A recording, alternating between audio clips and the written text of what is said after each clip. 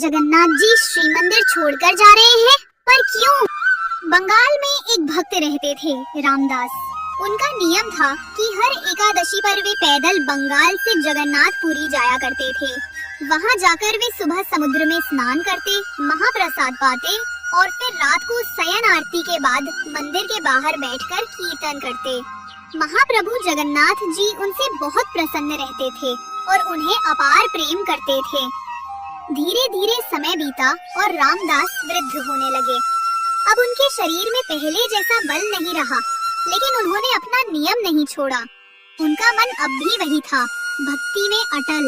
महाप्रभु जगन्नाथ जी को उस पर दया आ गई। जब अगली एकादशी पर रामदास पुरी पहुँचे और कीर्तन कर रहे थे, उन्होंने नेत्र बंद किए हुए प्रभु का ध्यान लगाया। तभी उनके ध्यान में जगन्नाथ जी प्रकट हुए और बोले, रामदास, तू अब पुरी मत आया कर, मुझे बड़ा कष्ट होता है। रामदास बोले, महाप्रभु, आपको कष्ट होता है इसलिए मैं समझता हूँ कि अब आना ठीक नहीं, पर यदि अगली एकादशी को आप मेरे सामने नहीं होंगे तो मेरे प्राण ही निकल जाएंगे नाथ। जगन्नाथ जी बोले, ठीक है, तो एक काम तो किया जा सकता है जिससे तुझे पुरी भी ना आना पड़े और तू मेरा दर्शन भी कर ले। रामदास बोले, वो कैसे संभव है?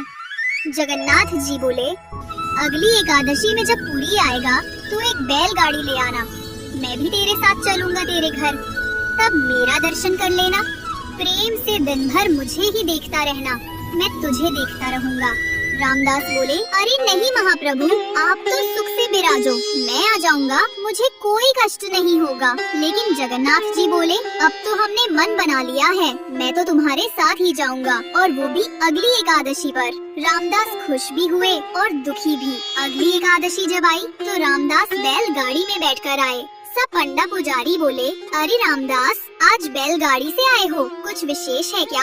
रामदास बोले, नहीं नहीं, बूढ़े हो गए हैं ना, इसलिए। रात का समय था, शयन आरती हो चुकी थी। रामदास बैठे थे, प्रतीक्षा कर रहे थे कि कब आएंगे। तभी क्या देखते हैं, पीताम्बरी पहनकर, सिर पर मोर पंख लगाकर साक्षात महाप्रभु जगन्नाथ मंदिर से बाहर आ रहे हैं। और ऐसे ही नहीं आ रहे, अपने सब अंग वस्त्र एक पोटली में बांधकर रामदास के समीप आ रहे हैं। रामदास ने कहा, फिर सोच लो, चलना है कि रुकना है?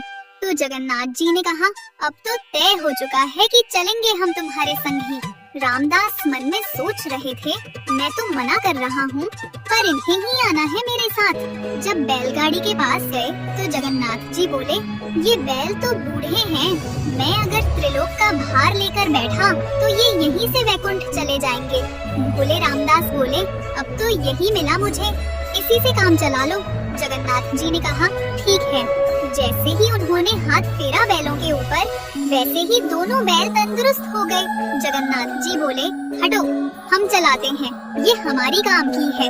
रामदास बोले, मैं ही चला लूंगा, आप छोड़ो। जगन्नाथ जी बोले, नहीं, मैं ही चलाऊंगा।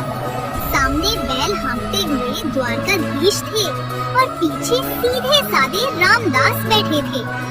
जैसे ही मंगला आरती का समय हुआ, वैसे ही सब पुजारी बोले, ये सुभद्रा जी और बलभद्र जी तो हैं, पर जगन्नाथ जी कहाँ गए? सब जगह हल्ला मच गया, जगन्नाथ जी चोरी हो गए, ढूंढो। सबका शक गया रामदास के ऊपर, क्योंकि रामदास ही वहाँ रात भर रहते थे। जगन्नाथ जी को पता चल गया था कि सब पंडा पुजारी रामदास के पास आ रहे हैं। वो अभी पुरी की सीमा से बाहर नहीं गए थे। तो जगन्नाथ जी ने कहा, रामदास, तुम मुझे कहीं छिपा दो, सब पंडा पुजारी आ रहे हैं तुम्हारे पास।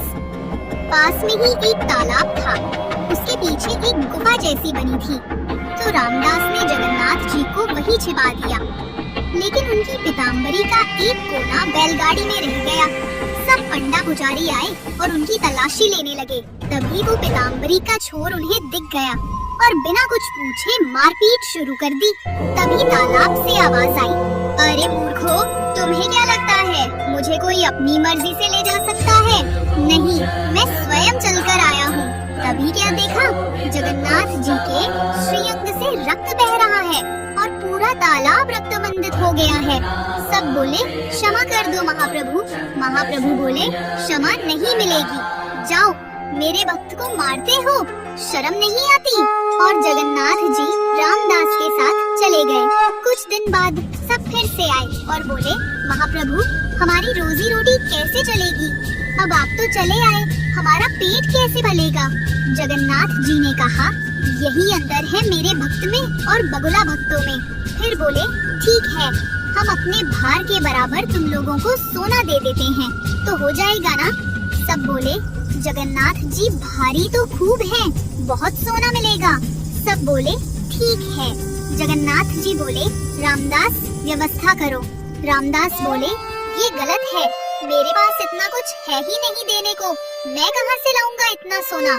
जगन्नाथ जी बोले, तुम्हारी पत्नी की नाक पर एक सोने का किल है, वो ले आओ और एक तुलसी का पत्ता ले आओ, बाकी हम दिखाते हैं।